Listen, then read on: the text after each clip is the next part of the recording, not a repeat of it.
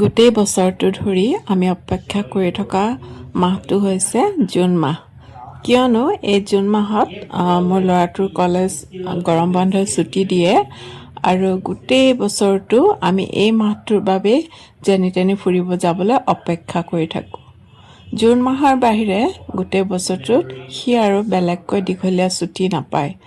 আগতে সি কলেজ পঢ়াৰ আগতে আমি যেনি তেনি খুব ফুৰিব গৈছিলোঁ। স্কুলত থাকোঁতে ইমান পঢ়াৰ প্ৰেছাৰো নাছিলে, কিন্তু এতিয়া কলেজত যিহেতু এক্সামবোৰ ছেমিষ্টাৰ ছিষ্টেমত হয়, সেইবাবে প্ৰত্যেকটো মাহতে খুব মন দি চিলেবাছ কাভাৰ হোৱাকৈ পঢ়িব লগা হয়।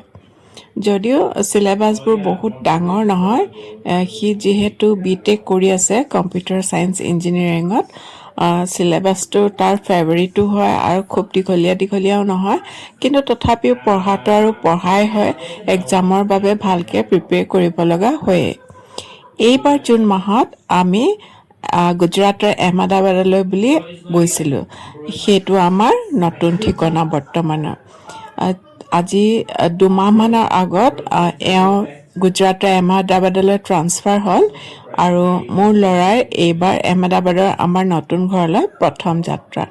সেইবাবে আমি খুব উৎসুক হৈ আছিলোঁ ল'ৰাক আমাৰ আহমেদাবাদৰ ঘৰ দেখুৱাবলৈ বুলি কেইবা মাহৰ পৰাও মই খুব অধীৰ আগ্ৰহেৰে ৰৈ আছিলোঁ আৰু অৱশেষত সেই দিনটো আজি আহিলে। আমি এতিয়ালৈকে বাহিৰত সম্পন্ন কৰা লংগেষ্ট ট্ৰেভেল যিবোৰ আমাৰ ট্ৰিপ আছিলে, তাৰ ভিতৰত এইটো আমাৰ ছেকেণ্ড লংগেষ্ট ট্ৰিপ হয়। ইয়াৰ আগতে আমি দিল্লী, আজমেৰ, যোধপুৰ, উদয়পুৰ আৰু বিকানেৰ হৈ পুনৰ দিল্লীলৈ ঘূৰি অহা এইটো লংগেষ্ট ট্ৰিপ আছিলে।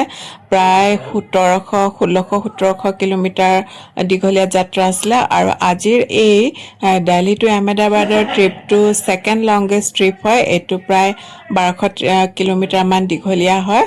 খুব ভাল লাগিল, যিহেতু আমি তিনিওটা একেলগে আছোঁ আৰু বাহিৰৰ ট্ৰিপবোৰ মোৰ খুব ফেভৰিট হয়। নিজৰ গাড়ীৰে আমি যাওঁ, এওঁ ড্ৰাইভিং কৰে। যিহেতু তিনিওটা আমি একেলগে আছোঁ, তাৰ উপৰিও ল'ৰাক এইবাৰ প্ৰথমবাৰ আমাৰ আহমেদাবাদৰ নতুন ঘৰটো দেখুৱাবলৈ নিছোঁ, সেইবাবে মনটো খুব ভাল লাগিছে। ট্ৰিপবোৰ যদিও বহুত দীঘলীয়া আছিল, তথাপিও আমি বিশেষ চিন্তা কৰা নাছিলোঁ, যিহেতু আমি গাড়ীৰ ভিতৰত থকা তিনিওটাই ড্ৰাইভিং কৰিবলৈ জানো ভালকৈয়ে। সেইবাবে আমি বিশেষ চিন্তা কৰা নাই। তথাপিও হাজবেণ্ডে ড্ৰাইভিং কৰি ভাল পায় বুলি তেওঁ নিজে অকলে গোটেই জাৰ্ণিটো নিজেই ড্ৰাইভ কৰিলে আৰু আমি জাৰ্ণিটো ব্ৰেক কৰি গৈছিলোঁ। এৰাতি আমি এয়া আজমেৰৰ চাৰ্কিট হাউচ হয়। আমি এৰাতি দিল্লীৰ পৰা গৈ আজমেৰত পোৱাৰ পাছত এৰাতি তাৰ আজমেৰৰ চাৰ্কিট হাউচত ৰাতিটো কটালোঁ। যিহেতু আজমেৰৰ চাৰ্কিট হাউচটো খুব ধুনীয়া হয়, তাৰ কাষতে লাগি আছে প্ৰকাণ্ড এটা লেক, আনা লেক বুলি কয়। এইটো বহুত হিষ্টৰিকেল ইম্পৰ্টেঞ্চ থকা চাৰ্কিট হাউচ হয়, বা লেকটো বহুত হিষ্টৰিকেলি ইম্পৰ্টেঞ্চ থকা হয় আৰু জেগাটোৰ ছাইড ভিউবোৰ বিৰাট ধুনীয়া হয়।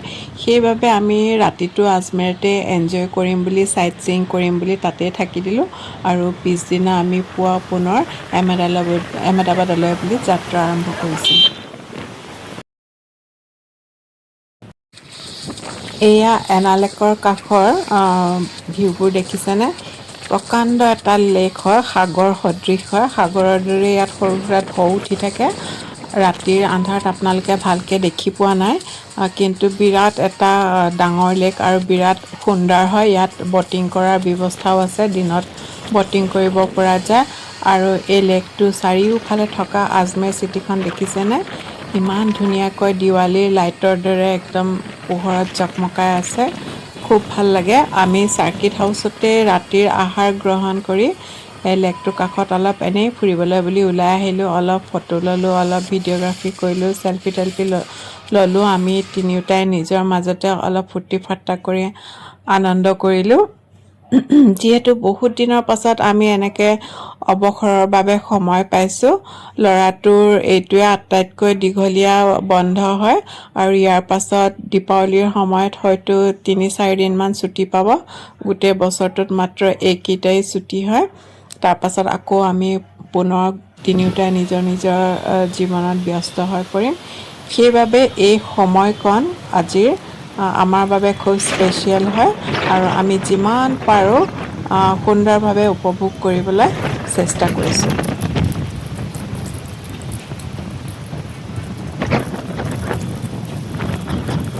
বতৰটো কি সুন্দৰ দেখিছেনে? জুন মাহৰ গৰমত হোৱা আকাশত দূৰ দিগন্তত বিজুলী ঢেৰেকণি অহাৰ দৰে উপক্ৰম হৈছে। খুব জোৰকৈ বতাহ বলিছে আৰু সেয়া বিজুলী দেখিছেনে? বিজুলীৰ শব্দবোৰ শুনি আৰু পোহৰৰ চিকমিকনি দেখি মনটো খুব ভাল লাগিছে। গৰমৰ বতৰত গ্ৰীষ্মকালত কোনেনো বাৰু বৰষুণ বেয়া পায়। ময়ো বহুত দিনৰ পৰা এজাক বৰষুণৰ বাবে অপেক্ষা কৰি আছিলোঁ। এইবাৰ প্ৰথমে গ্ৰীষ্মৰ প্ৰথম ভাগত খুব বতৰ শুকান হয়, বাৰিষাৰ কোনো চিন চাবেই নাছিল। আজি বহুত দিনৰ পাছত বিজুলীৰ চিকমিকনি দেখি মনটো ভাল লাগি গৈছে। বতাহো খুব জোৰকৈ বলিবলৈ আৰম্ভ কৰিছে। হয়তো ৰাতিলৈকে বৰষুণ এজাক আহিব পাৰে। আৰু ল'ৰাই এই দেখিছেনে?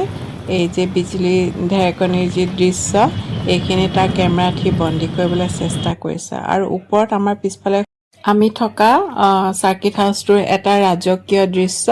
চাৰ্কিট হাউচটো খুব প্ৰাচীন, আগৰ কোনোবা ৰাজপ্ৰসাদ আছিলে। আজিকালি এইটো চাৰ্কিট হাউচলৈ ৰূপান্তৰিত কৰি দিলে। দেখিবলৈ খুব সুন্দৰ।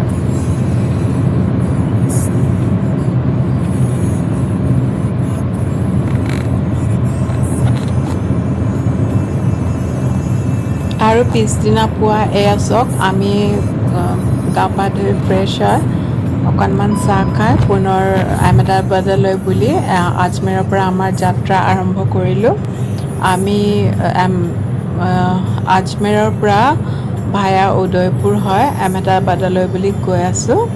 আৰু এয়া দুই পাশৰ ৰাস্তাৰ পৰিৱেশ চাওক, খুব সুন্দৰ। আচলতে গোটেই ৰাজস্থানখনেই খুব সুন্দৰ দৃশ্যৰে ভৰপূৰ হয়।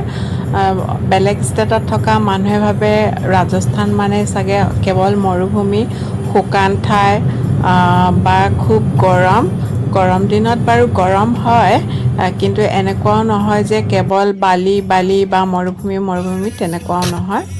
এয়া আহি আমি এটা পেট্ৰল পাম্পত গাড়ীখন ৰিফুৱেলিং কৰিলোঁ। ইয়াতে অকণমান ৰ'লোঁ, অকণমান ফ্ৰেছ হ'লোঁ। তাৰপিছত ৰিফুৱেলিং কৰি আমি পুনৰ আহমেদাবাদলৈ বুলি আমাৰ যাত্ৰা আৰম্ভ কৰিলোঁ। ৰাজস্থানখন সঁচাকৈয়ে খুব সুন্দৰ হয়। বিশেষকৈ ইয়াৰ মেইন আকৰ্ষণ হৈছে আমাৰ দৰে যিবোৰ ৰেগুলাৰ ট্ৰেভেলিঙত থাকে বা ট্ৰিপত থাকে, তেওঁলোকৰ বাবে ৰাজস্থানৰ ৰাস্তাবোৰ বিৰাটেই সুন্দৰ হয়। ইয়াত ড্ৰাইভিং কৰি খুব ভাল লাগে। আহল বহল ৰাস্তা, মাল্টিপল লেন থাকে আৰু খুব সুন্দৰ পিচ কৰা হয়।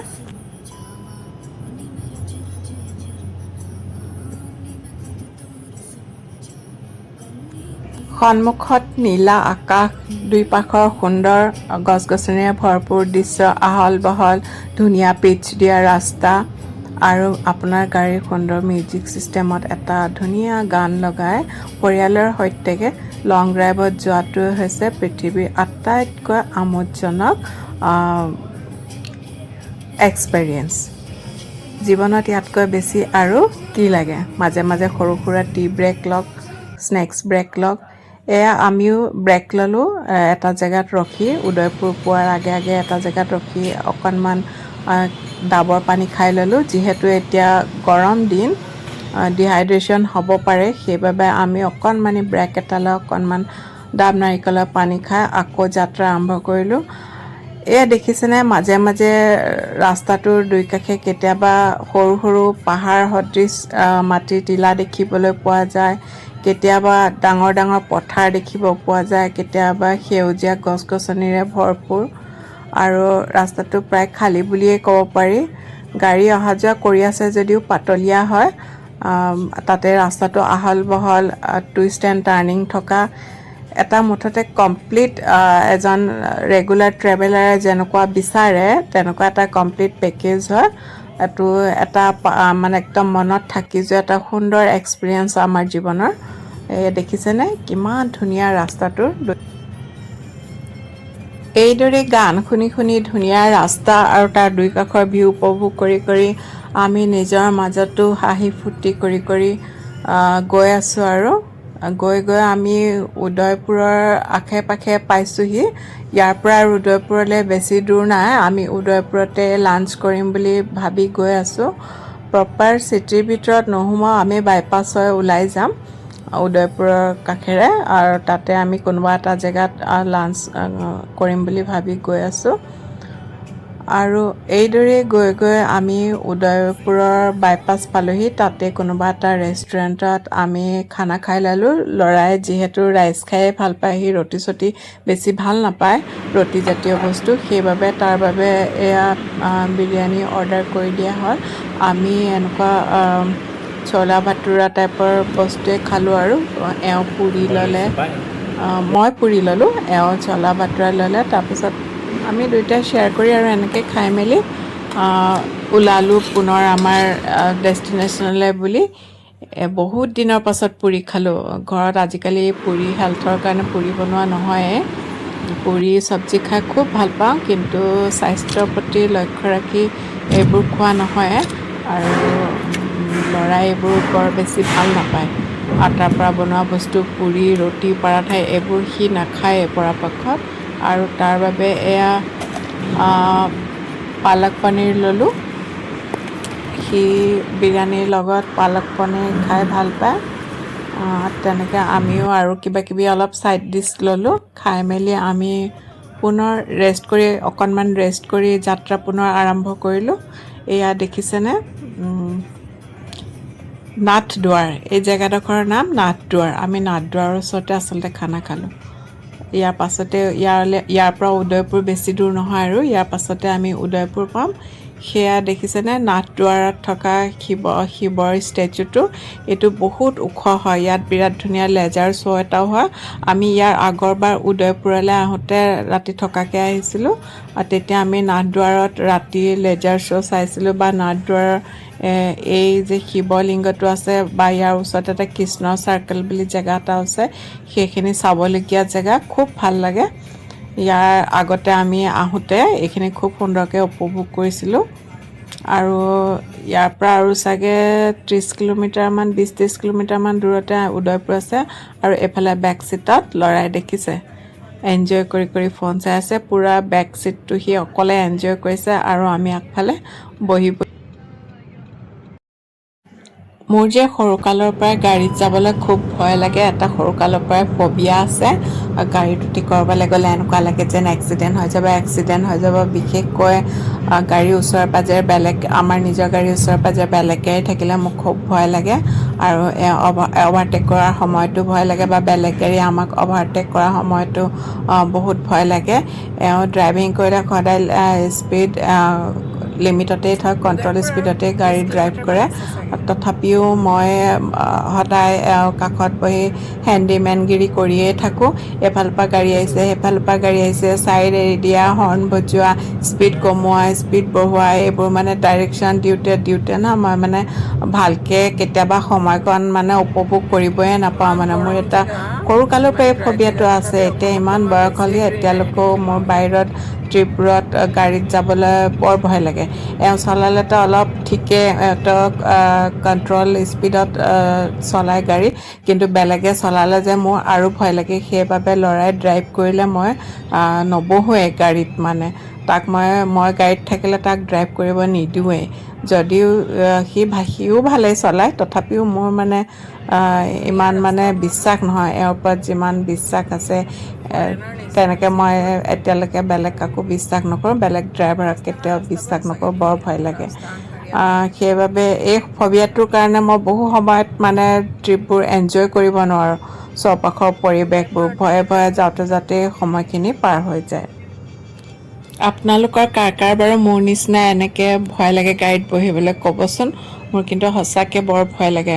অকল মোৰেই হয় নে বেলেগৰো হয়, আপোনালোকে জনাবচোন বাৰু। এই যে গাড়ীত বহিলে এক্সিডেণ্ট হ'ব এনেকুৱা লাগি থাকে। মোৰ কিন্তু ফ্লাইটত বহিলে এনেকুৱা ভয় নালাগে। অকল কাৰত বহিলে, বাছত বহিলেহে এইবোৰ ভয় হয়। আগত ট্ৰেইনতো ভয় নালাগিছিলে। আজিকালি যিহে স্পীডত ট্ৰেইনবোৰ চলায়, মাজযাত্ৰী হ'লেই দেখোঁ ট্ৰেইনবোৰে ৰাতি মানুহ হোৱাৰ পাছতচোন স্পীড বঢ়াই দিয়ে। লাহে লাহে আজিকালি ট্ৰেইনতো অকণ ভয় লগা হৈ আহিছে, কিন্তু ফ্লাইটত মোৰ অকণমানো ভয় নালাগে। ল'ৰাই সুধিছে, মামী তোমালোকে সদায় একেবোৰ গানকে কিয় লগাই থকা? সি আমি শুনা এই হিন্দী গানবোৰ ভাল নাপায়। সি নিজৰ পচন্দৰ কিছুমান চিলেক্টিভ ইংলিছ গান আছে, সি সেইবোৰহে শুনে। এওঁ আকৌ জোৰ জোৰকৈ হিন্দী গান লগাই দিছে, সেইবাবে তাৰ ডিষ্টাৰ্ব হৈছে। সি আমাক কৈছে, মামী তোমালোকে বছৰৰ পাছত বছৰ একেবোৰ গানকে কিয় শুনি থকা?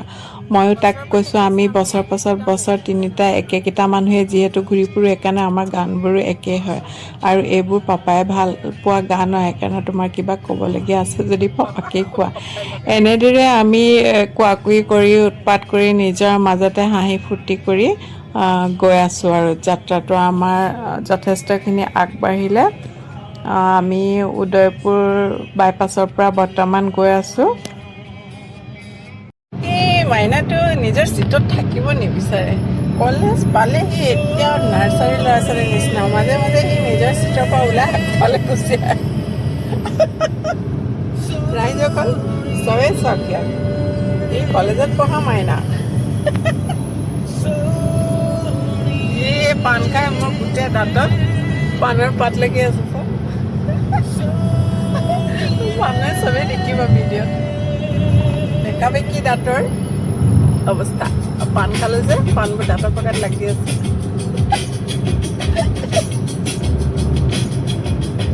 আজি এই গোটেই ভিডিঅ'টোত কপিৰাইট লাগিব আৰু। এওঁ যিহে জোৰ জোৰকৈ হিন্দী গানবোৰ বজাই থৈছে। গানকেইটা অৱশ্যে মোৰো ফেভৰেট, কিন্তু কিবা চিনেমাৰ গান লগালে বা বেলেগ কাৰোবাৰ গান লগালে কপিৰাইট লাগি গোটেই মানে, মোৰতো বাৰু মনিটাইজ হোৱা নাই চেনেলটো। আৰু এই চেনেলটো মই মনিটাইজেশ্যনক উদ্দেশ্য কৰি বনোৱাও নাই। এই চেনেলটো বনোৱাৰ উদ্দেশ্য হৈছে আমাৰ জীৱনৰ যিবোৰ ধুনীয়া ধুনীয়া সময় হয়, সেই সময়বোৰ ধৰি ৰাখি আমি চিৰজীৱন ইয়াত চেনেলটোতে বন্দী কৰি ৰখাৰ উদ্দেশ্যৰে মই এই চেনেলটো বনাইছিলোঁ। আমাৰ সুন্দৰ স্মৃতিবোৰ যেন সদায় ইয়াত অমৰ হৈ থাকি যায়, সেইবাবেই মই এই চেনেলটো বনাইছিলোঁ। আৰু ইয়াত আমাৰ সুন্দৰ মুহূৰ্তবোৰ মই সদায় ৰেকৰ্ড কৰি থৈ যাওঁ। ল'ৰাও পিছফালৰ ছিটত বহি বহি আমনি পাই গৈছে। ইমান ঘণ্টা আমি ড্ৰাইভিং কৰি আছোঁ, কিমাননো গান শুনিব, কিমাননো গেম খেলিব। বেচেৰা উঠিব বহিব পৰা নাই, তাতে ওখ পখ হাত ভৰি দীঘল ল'ৰা অকণমানি ছিটত সি মানে আৰু কিমান ঘণ্টা বহি থাকিব। মাজে মাজে আমনি পায়, সেইবাবে মাজৰ ফাকেৰে আমাৰ ফালে মুখখন উলিয়াই দি অলপ ধেমালি চেমালি কৰি থাকে। তাকো আমি মাজে মাজে জোকাই মেলি অলপ এণ্টাৰটেইনমেণ্ট কৰি গৈ আছোঁ। আৰু কেইঘণ্টাৰ পাছত জানো আহমেদাবাদ পামগৈ লাগিছে। আৰু অলপ সময়ৰ পাছতে বেলি লহিয়াব চাগে, ইভিনিং হ'বহি, ছানছেটৰ সময় হ'বহি চাগে। গৈ গৈ আমাৰতো ভালেই লাগিছে, ডাঙৰ দুয়োটাই আমি নিজৰ পচন্দৰ গান শুনিছোঁ, কথা পাতিছোঁ, তাৰো লগত কথা পাতিছোঁ, ধেমালি কৰিছোঁ। তথাপিও সিটো আৰু আমাৰ সমবয়সীয়া নহয় ন, তাতে সি অকলে পিছফালে বহি গান শুনি বা খেলি গৈ আছে। আৰু মাজে মাজে আমনিও পাইছে। সেয়াই আৰু সেইদৰে আমি এনজয় কৰি কৰি আমাৰ লাহে লাহে বেলি ডুব যোৱাৰ প্ৰস্তুতি চলিছে। আমিও আমাৰ গন্তব্যস্থানলৈ যথেষ্টখিনি আগবাঢ়ি গৈ আছোঁ। এয়া লাগিছে আমি গুজৰাট আৰু ৰাজস্থানৰ বৰ্ডাৰত উপস্থিত হৈছোঁহি। ৰাজস্থান প্ৰায় শেষ হ'ব আৰু কেইকিলোমিটাৰমানৰ পাছতে। আৰু ৰান্ধনী বেলিও এতিয়া উকি মৰাৰ প্ৰস্তুতি চলাইছে। ৰাস্তাটো এইখিনি দেখিছেনে, খুব ধুনীয়া হয়। আৰু লাহে লাহে অলপ গাড়ী মটৰৰ ভিৰো বাঢ়ি গৈছে। বৰ্ডাৰ এৰিয়াবোৰত সাধাৰণতে যথেষ্ট ভিৰ হয়। আৰু এইটো হৈছে ৰাজস্থান আৰু গুজৰাটৰ বৰ্ডাৰ। এই গাড়ীখন দেখিছেনে, এনেকুৱা টাৰ্ণিঙতো ইমান উৎপাত কৰি স্পীডত মানে গাড়ীখন চলাইছে। ইমান প্ৰকাণ্ড প্ৰকাণ্ড ট্ৰাকবোৰ বাইক চলোৱা দি অভাৰটেক কৰি কৰি গৈ আছে। কিছুমান মানুহ সঁচাকৈ মৰিবলৈ অকণমানো ভয় নকৰে। অকণমান শ্ল' চলালেই যেন তাহাঁতৰ কিবা এটা বহুত লোকচান হ'ব তেনেকুৱা কৰে, মানে অকণমান ধৈৰ্য নেদেখুৱায়, যেন কিবা এটা বহুত ডাঙৰ লোকচানেই হ'ব। এনেকুৱাই ভয়ানক স্পীড নিদিলে তেওঁলোকে নিজেও নিজৰ জীৱনলৈ কেয়াৰ নকৰে আৰু ওচৰে পাঁজৰে থকা গাড়ীবোৰৰ সুৰক্ষাৰ প্ৰতিও ধ্যান নিদিয়ে।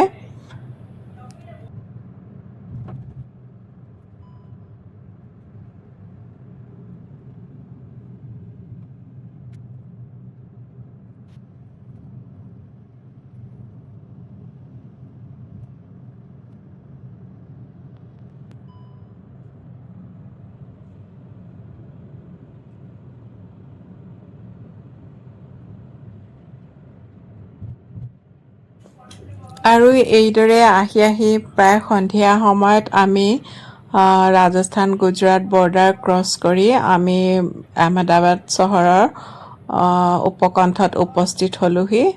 আৰু এয়া দেখিছেনে আহমেদাবাদ চহৰ। এয়া চহৰৰ মাজমজিয়া নহয়, জাষ্ট ৰাজস্থান পাৰ হৈ আমি গুজৰাটত সোমাইছোঁ। ৰাজস্থান পাৰ হোৱাৰ লগে লগে গুজৰাট সোমোৱাৰ লগে লগে দেখিছেনে ইয়াৰ চাৰিওফালৰ পৰিৱেশবোৰ সলনি হৈ গ'ল। ৰাস্তা পদূলি বা দুয়োপাশৰ যি দৃশ্য সেয়া সলনি হৈ গ'ল। গুজৰাট সোমাই মনটো কিবা এটা ভাল লাগি গ'ল। ঘৰ পালোহি ফিলিং এটা আহিলে। ইমান লাষ্ট 2 মাহৰ পৰা যি আমি অপেক্ষা কৰি আছিলোঁ, ল'ৰাক গুজৰাটৰ আমাৰ নতুন ঘৰ দেখুৱাম, নতুন ঘৰলৈ আনিম, সি থাকিব এমাহ, সেয়া যি উৎকণ্ঠা আছিলে, আৰু এই উৎকণ্ঠা এতিয়া শেষ হ'বলৈ গৈ আছে বুলি ভাবিয়েই মনটো ভাল লাগিছে। আৰু আমি হয়তো আধা ঘণ্টামানৰ পাছতে ঘৰত উপস্থিত হ'ম। মনটো একদম ভাল লাগি গৈছে। ইমান দেৰিৰ পৰা হাইৱেত গাড়ী চলাই খালী হাইৱেত আহি যেতিয়া এই চহৰৰ ভিৰ ভাৰ সোমালোঁ, মনটো এটা বেলেগ এটা মনত এটা বেলেগ এটা উৎকণ্ঠা জাগি উঠিছে। অলপ উৎসৱমুখৰ পৰিস্থিতি চাৰিওফালৰ লাগিছে, যিহেতু হাইৱেবোৰ খালী নিস্তব্ধ থাকে। আৰু এতিয়া আমি চহৰৰ ভিৰ ভাৰ, গাড়ী ঘোঁৰাৰ আৱাজ, হুলস্থুল, ক্ৰাউড, এইবোৰ অলপ অনুভৱ কৰিছোঁ। তাতে অলপ ঘৰ পোৱাৰ যিটো আনন্দ, সেই আনন্দ আমাক আৱৰি ধৰিছেহি। আৰু এইদৰেই আমাৰ এই দীঘলীয়া যাত্ৰাটো পৰিসমাপ্তিৰ দিশলৈ আগবাঢ়ি গৈ আছে।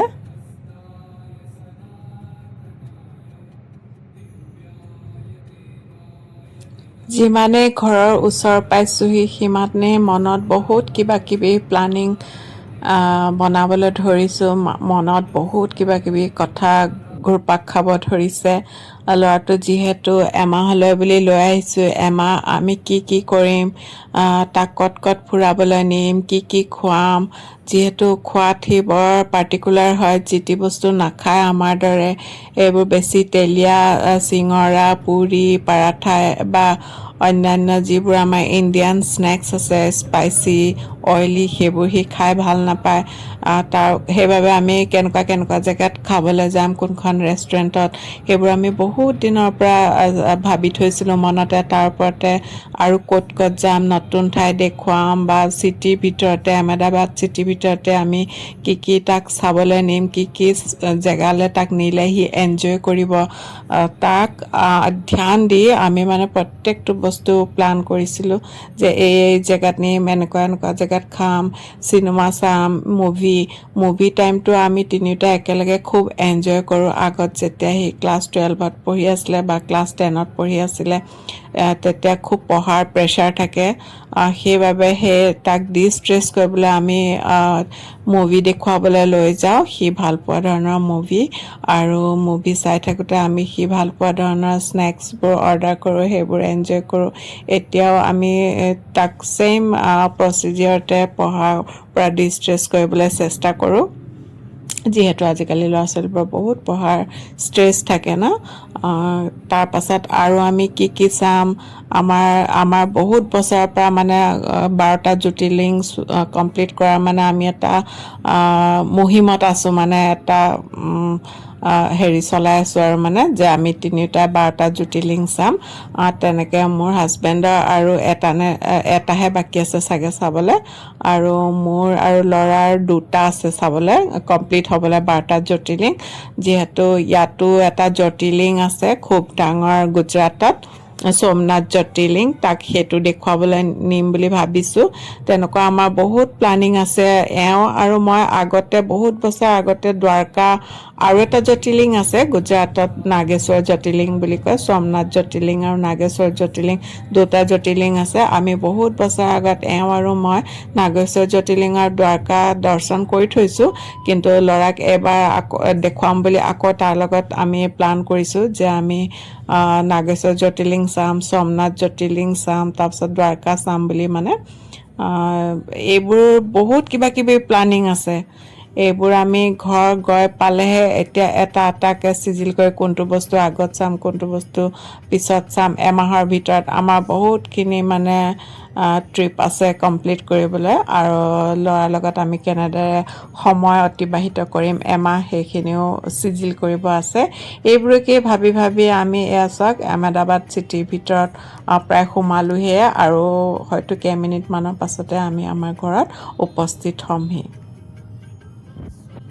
সঁচাকৈয়ে ল'ৰা ছোৱালীবোৰ যেতিয়া পঢ়িবলৈ বুলি ঘৰৰ পৰা বহুত দূৰত যায়গৈ ন তেতিয়া মাক দেউতাকৰ তাহাঁতলৈ বহুত হেঁপাহ থাকে আমাৰ দৰে চাগে আপোনালোকৰো এনেকুৱা হয় আপোনালোকৰ হোষ্টেলত থকা ল'ৰা ছোৱালীবোৰ ঘৰলৈ আহিলে কি কৰিম কি নকৰিম কি খুৱাম ক'ত খুৱাম এনেকুৱা চাগে আপোনালোকৰো বহুত উৎকণ্ঠা বাঢ়ি যায় ন মোৰ ল'ৰাটো এনেকুৱাই হয় মোৰ খুব মৰমৰ যিহেতু সি আমাৰ একমাত্ৰ সন্তান সেইবাবে যেতিয়াৰ পৰা সি কলেজ গ'ল তেতিয়াৰ পৰা সি বহুত কম সময় পায় ঘৰত থাকিবলৈ সেইবাবে যেতিয়া আহে আমাৰ ঘৰখন একদম উৎসৱমুখৰ পৰিৱেশৰ সৃষ্টি হয় মানে খুব ভাল লাগে যেন এটা ফেষ্টিভেল চলিছে এনেকুৱা লাগে শিকি খাই ভাল পায় সেইদৰে বনাবলৈ চেষ্টা কৰোঁ তাৰ ৰেচিপিবোৰে আমাৰ ৰেচিপি তাৰ খাদ্যবোৰে আমাৰ খাদ্য হৈ পৰে সেইকেইদিন আৰু সি কোন ঠাই ফুৰিবলৈ গৈ ভাল পায় তেনেকুৱা ঠাইলৈ আমি তিনিও ফুৰিব যাওঁ সি ভাল পোৱা চিনেমাখন চাওঁ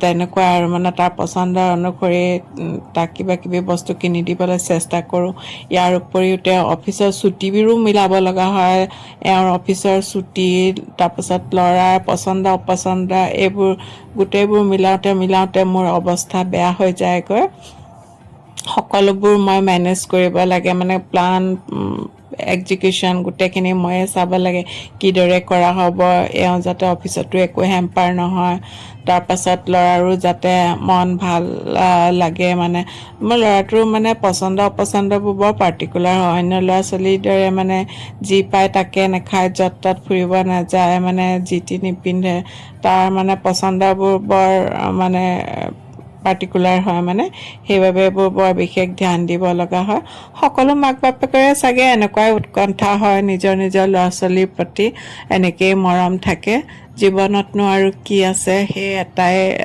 ল'ৰা আৰু এটাই সন্তান তাৰ বাবে আমাৰ পৃথিৱী সেইখনেই আমাৰ পৃথিৱী সিয়ে আমাৰ পৃথিৱী হয় মানে আমাৰ জীৱনৰ লক্ষ্য সিয়েই হয় তাক যাতে এক্সট্ৰিম সুখখিনি দিব পাৰোঁ মানে সি আমি জীৱনত যিখিনি দুখ কষ্ট পালোঁ সেইখিনি যাতে সি নাপায় সেইবোৰকে সদায় মই ভাবি থাকোঁ মোৰ চিন্তাধাৰাবোৰ সদায় তাৰ চাৰিওফালেই ঘূৰে তাক লৈয়ে মোৰ পৃথিৱী সেই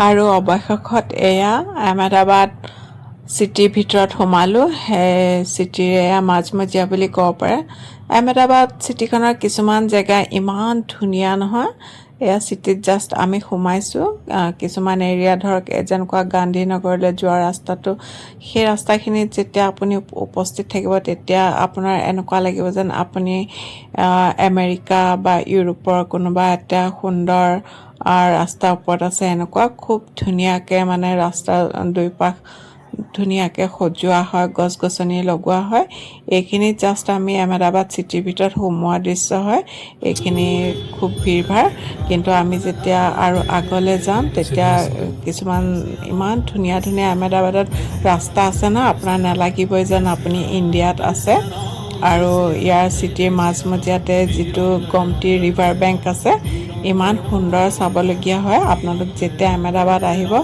গমটি ৰিভাৰত এটা সন্ধিয়া উপভোগ কৰিবলৈ ৰিভাৰ বেংকত চেষ্টা কৰিব সঁচাকৈ খুব সুন্দৰ জেগা হয় আৰু ইয়াত এনেকৈ চিটিৰ ভিতৰত চাবলগীয়া বহুত জেগা আছে যেনেকুৱা কাংকাৰিয়া লেক হয় গমটি ৰিভাৰৰ ওপৰত থকা ৰিভাৰ বেংক হয় তাৰপাছত গান্ধীনগৰ যিটো ৰাস্তা আছে এপ'ল' ইণ্টাৰনেশ্যনেল হস্পিটেললৈ যোৱা মই ৰাস্তাটোৰ নামটো এইমাত্ৰ পাহৰি গ'লোঁ সেইখিনি খুব ধুনীয়া জেগা আৰু চাগে কেইমিনিটমানৰ পাছতে 2 বা 3 মিনিট পাছতে আমি ঘৰ পামহি এইদৰে উপভোগ কৰি আমাৰ যাত্ৰা এয়া অন্ত পৰিছেহি।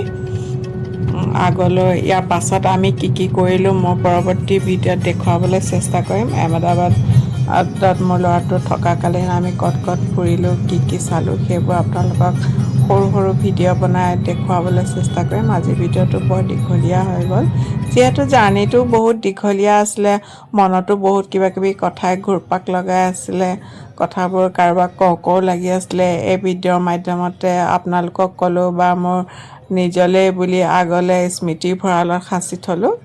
এই ফ্লাইঅভাৰখন দেখিছে না, ফ্লাইঅভাৰ নহয় এইখন আপোনাৰ হৈছে বুলেট ট্ৰেইনৰ ট্ৰেক হয়। এইটো কিমান সুন্দৰ দেখিছেনে, বনাই আছে। খুব শীঘ্ৰে ইয়াত বুলেট ট্ৰেইন আৰম্ভ হ'ব। আৰু এয়া এতিয়া আমি ঘৰ পাবলৈ হৈছেহি আৰু কিলোমিটাৰ মানে আছে। পৰৱৰ্তী ভিডিঅ'ত আপোনালোকক লগ পোৱাৰ আশাৰে আজিৰ ভিডিঅ'ৰ পৰা ইমানতে বিদায় মাগিলোঁ। ভিডিঅ'টো চাই আপোনালোকৰ কেনেকুৱা লাগিলে জনাব বুলি আশা ৰাখিলোঁ। সৰুকৈ লাইক এটাও দি থ'বলৈ নাপাহৰিব। আপোনালোকৰ এই সৰু ক্লিকটোৱে মোৰ পৰৱৰ্তী ভিডিঅ'টো বনাবলৈ বহুতো উৎসাহ যোগাব বুলি মনতে ভাবিছোঁ। কোনোবাই যদি আপোনাৰ এই স্মৃতিৰ ভঁৰালটো চাই কিবা এটা সৰু বাক্য এটাও দিও উৎসাহ যোগায়, তেন্তে সকলোৰে মনত, মোৰ বুলি নহয়, সকলোৰে মনত বহুত উৎসাহ আৰু আনন্দ লাগে। মোৰো ঠিক তেনেদৰেই লাগিব। গতিকে আজিৰ ভিডিঅ'টোত ইমানতে সামৰিলোঁ ভিডিঅ'টো আৰু আপোনালোকৰ পৰা বিদায় মাগিলোঁ। পৰৱৰ্তী ভিডিঅ'লৈ অপেক্ষা কৰিব। নমস্কাৰ।